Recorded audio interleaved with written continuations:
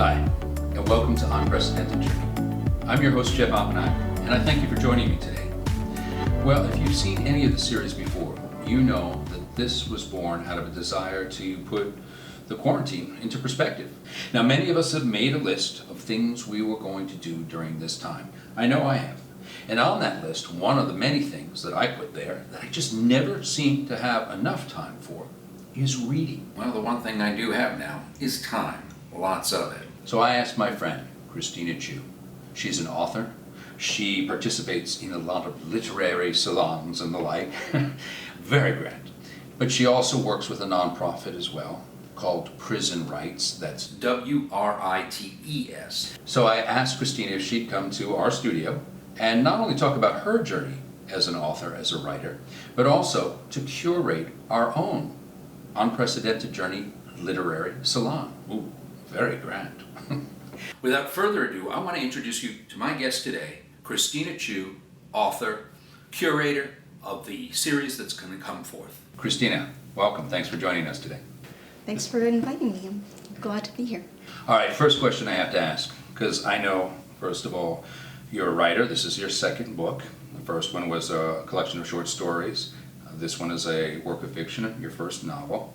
You also run and participate in a lot of literary circles, reading groups, etc. I know you even worked with Randy Kearse, one of my former guests on the show, which was great to see.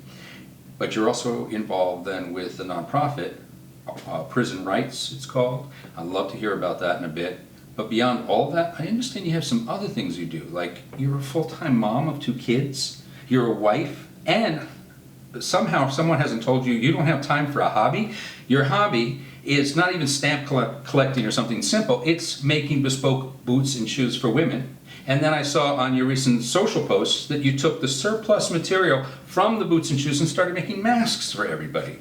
How do you find time to read, let alone write? Well, actually, this COVID had one good thing come of it, and like you mentioned, I love to read. But and I used to read 2 novels a week, but I found that after having kids, it was impossible. But now with COVID, because we can't go out, I get to read and not feel like I should be doing things, you know. So now I've been going through my books, and one by one I'm making my way through them, and there are books that I feel are really wonderful and haven't had enough attention. So I've been using this opportunity to learn how to write reviews, and so I just wrote a review for an author named Davon Loeb. It's called The In-Betweens, and I'm not going to say anything about it. All I'm going to say is you should buy it. But I was really happy about it, and I felt like I could contribute in this manner because there are a lot of underrepresented authors, and there are certain authors that get a lot of attention, and I'm really happy for them. But then there are other, it's like the larger publishing houses have their 1 or 2 Blacks, Latinos, Asians, and then they're like, well, we're covered. But that's not actually true diversity. True diversity is being diverse. And so for me, a lot of what I do is really trying to find this space to bring in these other authors who wouldn't normally have get the attention that they deserve. Well, I was a little bit playful in the introduction, saying literature, the literary world, the literary circles. But you and I have riffed on that before. It's something that we've really talked about at great length. Somehow, that seems such a leftover, an old guard hangover, if you would, that just feels so out of place right now. And I want to ask you and put you on the spot, how do we begin to curve that? Get away from that, to bring more people to what is basically just reading, a fundamental activity, at least, which should be for everyone. How do we start to begin to change that and curve that? And then we can come back to literature. Of course, there's always room for Shakespeare. There's always room for all kinds of literature.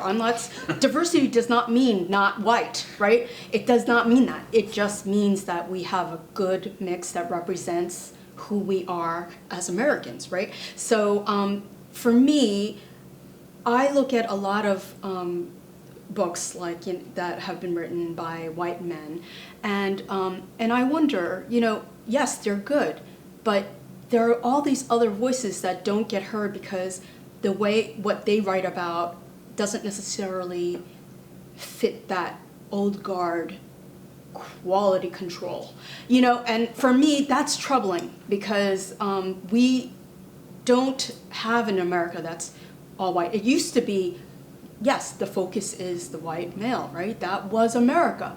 But now I think we all have to recognize, whether you're liberal or not, that we have been responsible for what's going on today in a larger, broader sense. So is this a new movement of sorts? Is that fair to say? I wouldn't say that there's a movement. I do think that there's a general push to be more inclusive. And it's really hard for old school thinkers to actually do that because they're working within a certain parameters and they're thinking within those parameters.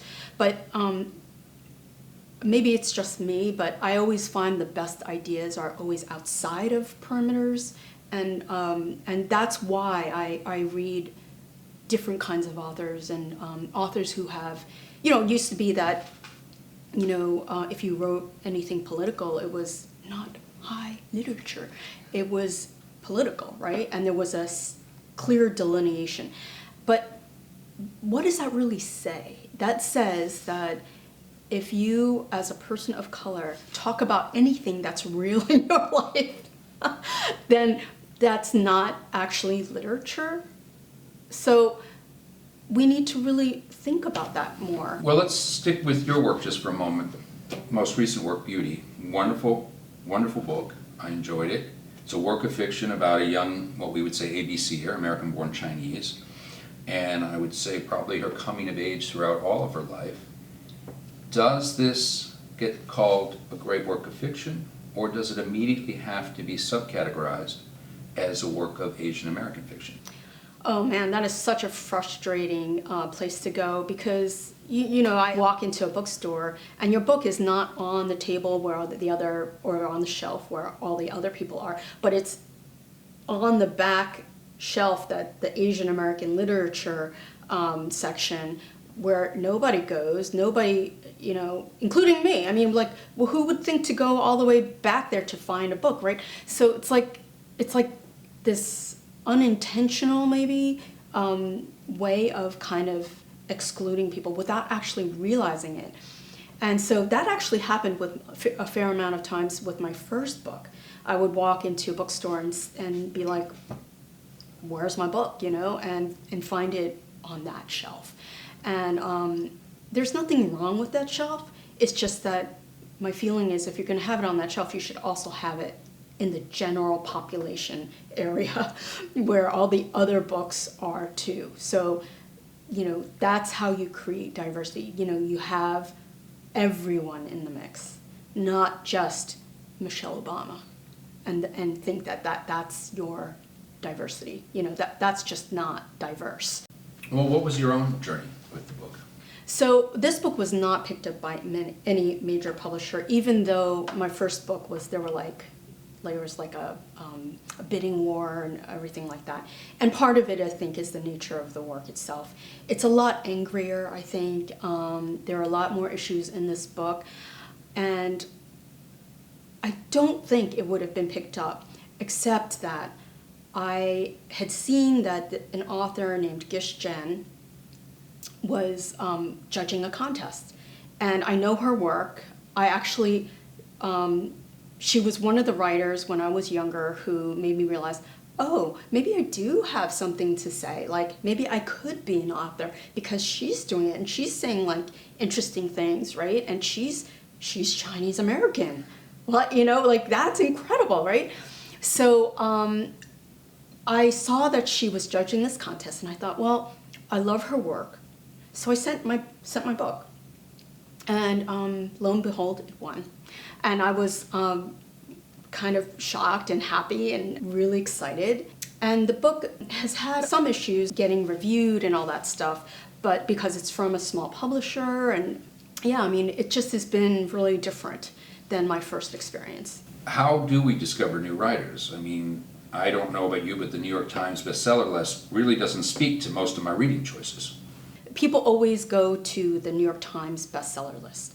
And the problem with that is that those are not necessarily the best books, actually.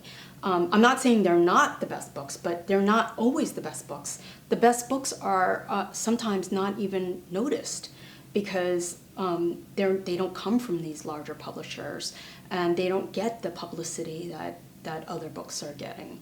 So one way is to find different kinds of book groups. I'm actually going to start one called Let's Talk Books book group, but it will actually feature a diverse range of authors. And when I say diverse, I mean just all kinds of literature that I feel is beautiful, should be heard, should be experienced. And so I think you can find book groups like that. They exist. And when you come upon an author who you haven't seen before or heard of, look them up.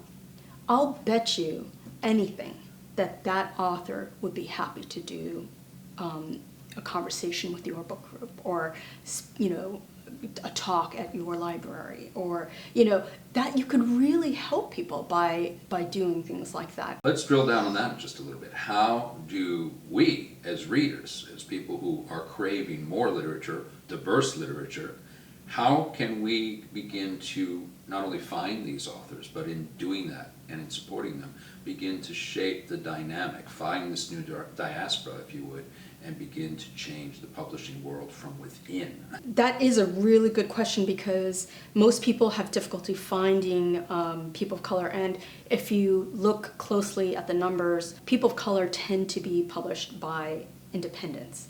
Independents are lovely. I have nothing, nothing against them. My book is from an independent, but they tend not to get the reviews that larger publishers get.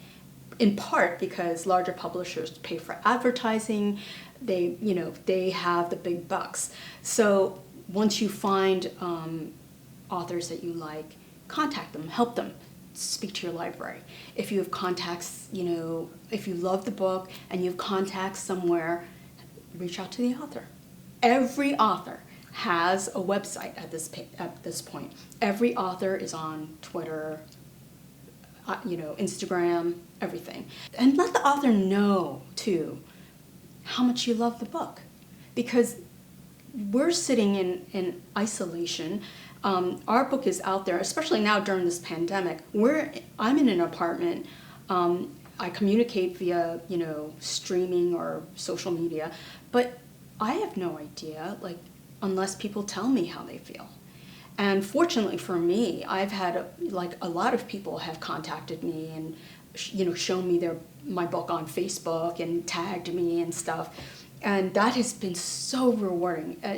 Something like that, it seems so minor, but it gives the author a lot. It gives them confidence. It gives them a feeling of, I was slaved away at this book for 14 years, and look, people actually care.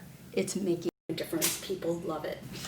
Before I let you go, though, I want to talk about prison rights, because this sounds like an organization that just is dynamite, certainly where my heart lives. And let's face it, these folks certainly probably have a story to tell.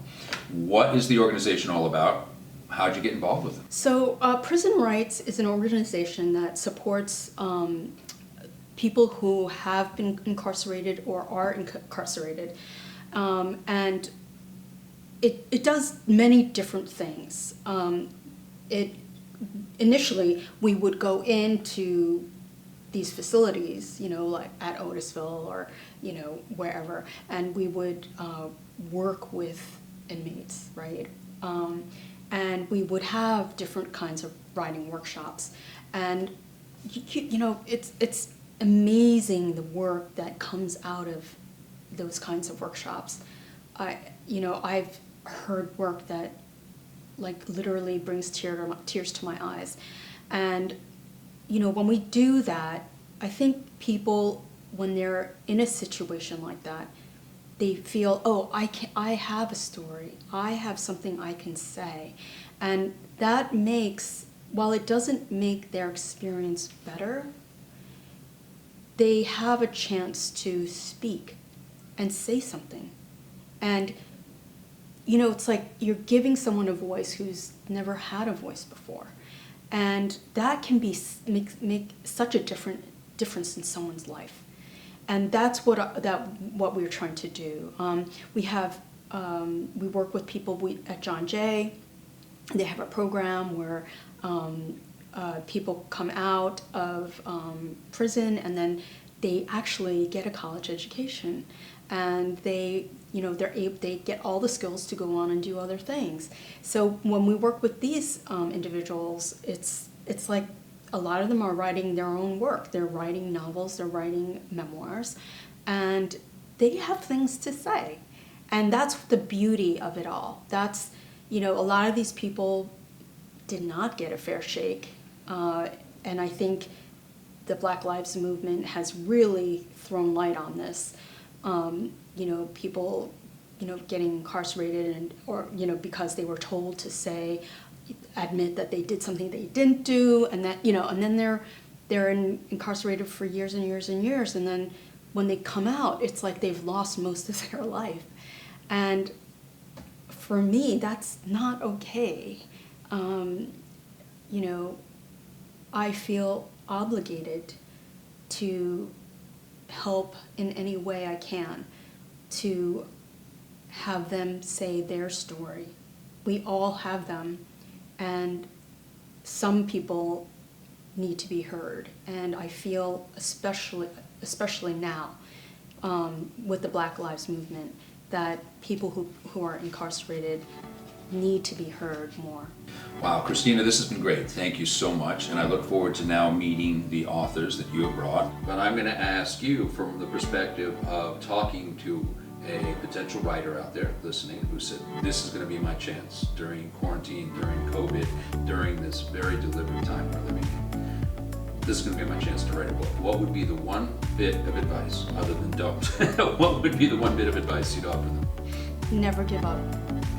I can't say that enough. Wow, Christina, thank you. That was great. I can't thank you enough for being here. Very insightful, not only about your own book, Beauty, which is a wonderful read. I hope everyone will pick up Beauty. I'll tell you how to get it in just a moment. But also your insight into the publishing and writing realm. Certainly a body politic unto itself, I think we can agree. Again, we're going to present these authors that you have introduced us to. Christina is going to co-curate that with me, and I can't wait to meet them. We're going to ask them a series of questions and ask them all to respond to these prompts, and that's probably how we're going to roll them out in a little mini-series. So I hope you'll all stay tuned for that mini-series. So again, Christina, thank you for being here today with us. Thank you. And thank you all for being here today too, joining me for Christina's work. And I'm going to post some more digital content on Christina, so you'll be able to see and learn more about her book, Beauty. But also I encourage you to purchase her book, and I'll put where to buy it in the description section on the YouTube channel. You can also click on this link right here on the bottom of the screen. I hope you'll pick up her book and share your comments, your thoughts. Also be sure to share your comments and thoughts here on the YouTube channel. As we roll forward to meet these different authors, it's a great way of not only showing your support here for me, thank you very much, but also for Christina and the other authors you're going to meet. You'll hear from her, you'll hear from them, but they'd also like to hear from you. Help champion them. Like, comment, subscribe, and share. Until the next episode, I'm Jeff Oppenheim for Unprecedented Journey. Thanks. Stay safe, stay well.